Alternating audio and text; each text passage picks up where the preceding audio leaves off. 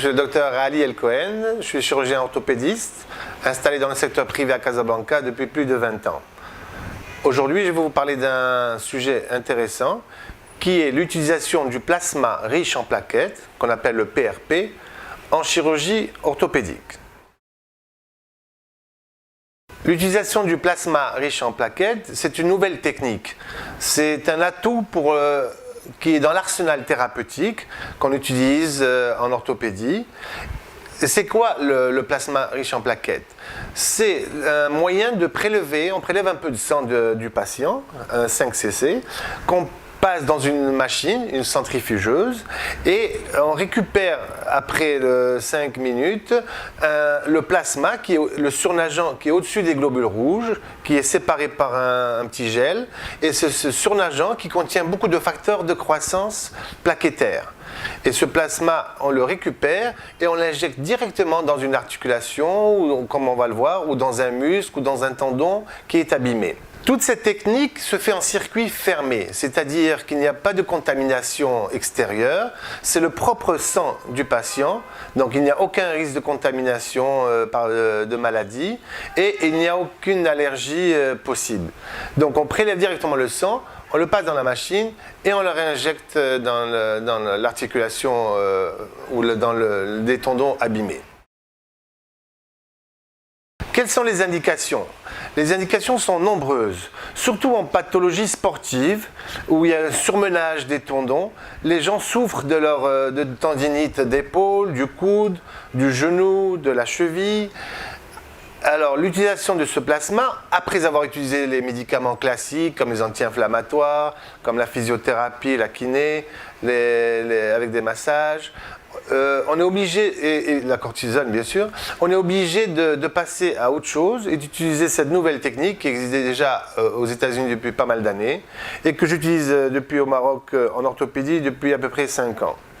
Donc, on travaille avec des laboratoires certifiés, des laboratoires conformes aux normes internationales, et donc il n'y a aucun risque d'utiliser cette nouvelle technique. L'utilisation du PRP, comme je vous l'ai dit, peut être surtout utilisée chez les sportifs, professionnels ou comme amateurs. Il y a des grands joueurs comme Nadal dans le tennis, Tiger Woods, qui ont utilisé cette technique. Et ce n'est pas un dopage, donc elle est autorisée dans le comité olympique et donc il n'y a aucun risque. Bien sûr, le sujet jeune ou âgé peut avoir des blessures tendineuses, des grosses tendinites au niveau de l'épaule, ou tendinites rotuliennes, ou de cheville.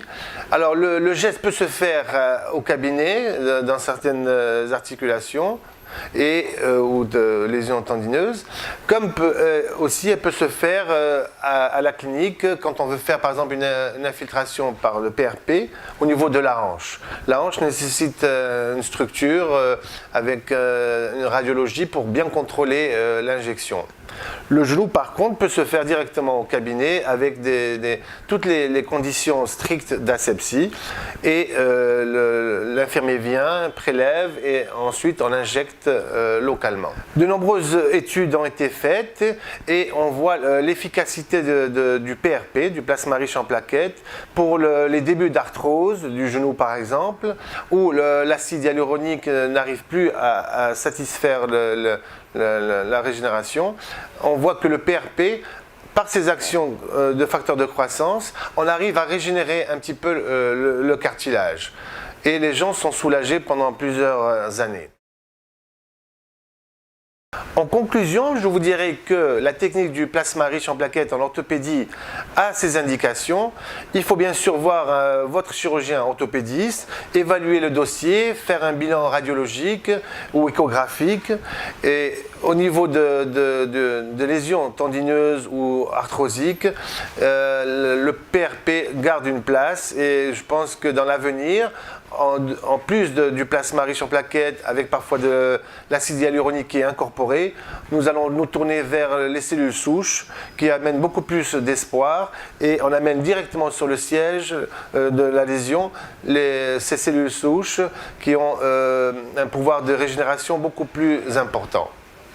Et ne pas oublier que ça se fait sans anesthésie, ça n'est pas douloureux, mais dans des conditions strictes d'asepsie. En orthopédie, il ne faut pas oublier que les retards de consolidation, les pseudarthroses osseuses, peuvent être une indication d'injection de plasma avec de la thrombine qui permet de régénérer l'os, la consolidation osseuse. Et bien sûr, tout ce qui est à côté, les fractures ouvertes, les pertes de substances cutanées et même musculaires, peuvent être régénérées et cicatrisées rapidement, comme on le voit parfois chez le diabétique, par l'utilisation du plasma riche en plaquettes. Je vous souhaite une bonne journée et je vous donne rendez-vous la prochaine fois pour une nouvelle émission. Au revoir.